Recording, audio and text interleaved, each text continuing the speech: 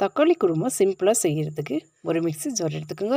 2 பெரிய தக்காளி நல்ல பொடியை கட் பண்ணி சேர்த்துக்கோங்க. இது கூட 1 டீஸ்பூன் துருவன தேங்காய் சேர்த்துக்கோங்க. 1 துண்டு பட்டை சேர்த்துக்கோங்க. 1 லவங்கம் சேர்த்துக்கோங்க.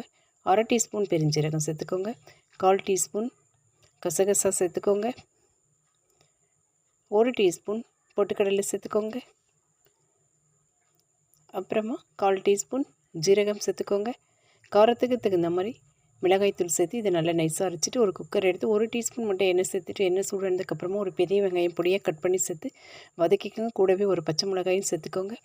இப்போ வெங்காயம் நல்லா வதங்கினதுக்கப்புறமா நம்ம அரைச்சி வச்ச விழுது இதோடு சேர்த்துட்டு கொஞ்சமாக மஞ்சத்தூள் உப்பு சேர்த்துட்டு நல்லா கிளறி விட்டுருவோம். இதனுடைய பச்சை வாசனை போகிற வரைக்கும். இப்போ உங்களுக்கு எந்த அளவுக்கு குருமாவுக்கு தண்ணி தேவையோ அதை சேர்த்துக்கோங்க. சேர்த்துட்டு ஒரு தக்காளியை கட் பண்ணி இதோடு சேர்த்துட்டு உப்பு காரம் எல்லாம் சரியாக இருக்கான்னு செக் பண்ணிவிட்டு உங்கள் குக்கருக்கு தகுந்த மாதிரி விசில் விட்டு எடுத்துங்கன்னா சுவையான தக்காளி குருமா ரெடி.